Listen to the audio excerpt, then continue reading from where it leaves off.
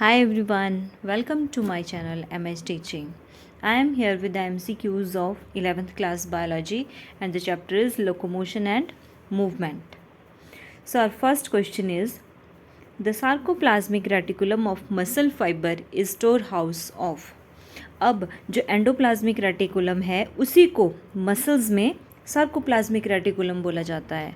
तो जो muscle fibre का सार्कोप्लाज्मिक रेटिकुलम है that is the storehouse of and options are magnesium ion, calcium ion, sodium ion and potassium ion.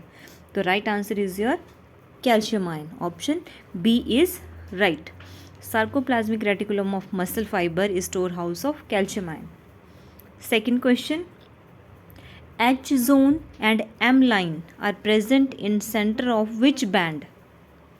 Isotropic band, anisotropic band, both A and B, and none of these. The right answer to this is option B, that is anisotropic band में present होती हैं ये H zone and M line. Question number 3, the Z line is also called Z disc, cross membrane, Dobie's line या all of these. तो जो Z line होती है that is known as all of these. Z disc भी बोलते हैं उसको, cross membrane भी बोलते हैं एंड डोबेज लाइन भी बोलते हैं. Question number 4, what is the functional unit of myofibrils? Sarcomere, isotropic band, anisotropic band या नन ऑफ दीज. तो right answer is your option A. Sarcomere is the functional unit of myofibril. Question number 5. The thick myofilaments contain which protein? दो तरह के myofilaments होते हैं, एक thick एक thin. तो यहाँ पे थिक मायोफिलामेंट की बात की है कि उसमें कौन सी प्रोटीन होती है. तो that contains myosin protein is present in thick myofilaments.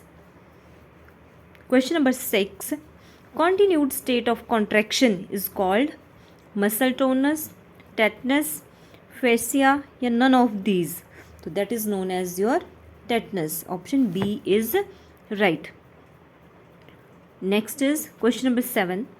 The muscle which bends one part of a limb on another at a joint are called biceps, triceps, adductor या abductor.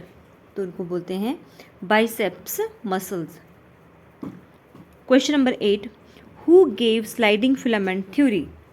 ऑप्शंस हैं हमारे पास H.G. Huxley, Jean Hanson, both A and B and none of these. तो जो A और B हैं H.G. Huxley and Jean Hanson, इन दोनों ने दी थी ये. Option C is right. Question number 9, which is known as boxer's muscle? तो ऑप्शंस हैं serratus anterior, risorius, gluteus maximus या स्टेपिडियस. तो बॉक्सर मसल किसको बोलते हैं? Right answer is your option A. Option A, serratus anterior is known as boxer's muscle. अब ये जो राइसोरियस है ये मसल हमारी चीक्स में होती है जो फेशियल जेस्चर्स में हेल्प करती है या स्माइल करने में या इसके. और ऑप्शन सी है आपका ग्लूटियस मैक्सिमस. ये जो मसल है ये हमारे हिप रीजन में प्रेजेंट होती है and gluteus Maximus is the largest muscle है ये. और ऑप्शन डी, ये तो आपको नाम से ही पता लग गया होगा, स्टेपिडियस. तो ये हमारे स्मॉलेस्ट जो बोन होती है कान के अंदर उसके साथ जुड़ी होती है ये मसल स्मॉलेस्ट मसल है. और ये question number 10, what is the total number of muscles in human body? Human body में टोटल कितनी मसल्स होती हैं?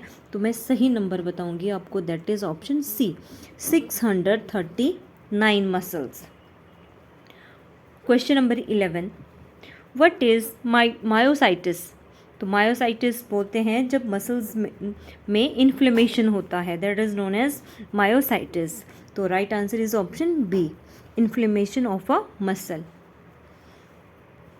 Question number 12, all or none law is not applicable for whole skeletal muscle, single skeletal muscle, whole cardiac muscle या single smooth muscle fiber.